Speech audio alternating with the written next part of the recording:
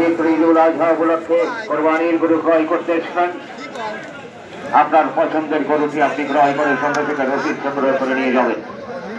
কেউ ফাঁকি দিয়ে যাওয়ার চেষ্টা করবেন না। যেহেতু আল্লাহর বস্তি কোরবানি দেবেন, কোরবানির গরু কেউ রসিদ দিয়ে নিয়ে যায় না, তাহলে আমার মনে হয় যে আপনার কোরবানিটা জায়েজ হবে না।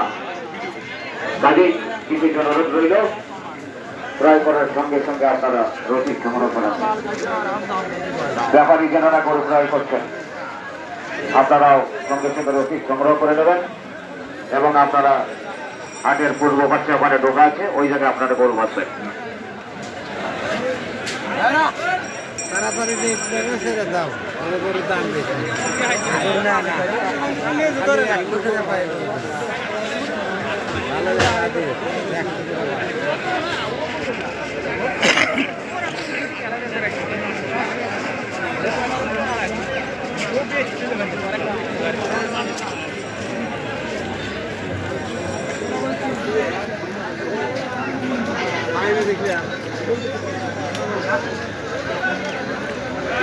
আসসালামু আলাইকুম সম্মানিত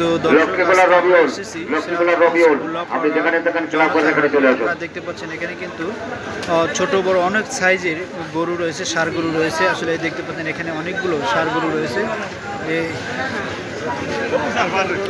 আমরা আপনাদেরকে এই ষাঁড় গরুগুলো দেখানোর চেষ্টা করতেছি। আসলে এখানে ষাঁড়ের গরু মালিককে আমরা তার সাথে কথা বলবো। ভাইজান এগুলো কার? আপনার? এগুলো এই যে এখানে আসছেন, এই কটা গরু নিয়ে আসছেন?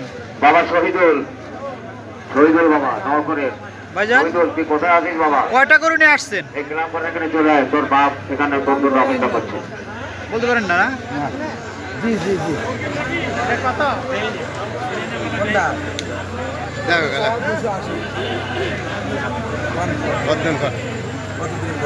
এই যে গরুটা দাম হচ্ছে, দেখেন যে পিঠের সাইজটা দেখে সুন্দর। আসলে কি বলবেন দাম হচ্ছে। ভাঙ্গাবাড়ির রাতাহার মন্ডল, আপনি যেখানে থাকেন ক্লাব করে এখানে চলে আসুন।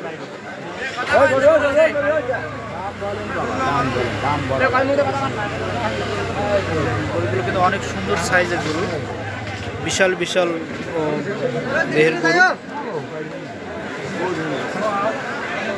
একজন কাস্টমার এসেছিল, উনি কিন্তু দেখলেন। আসলে দাম কতটুকু বললে আমরা বুঝতে পারিনি। দর্শক এই যে দেখেন,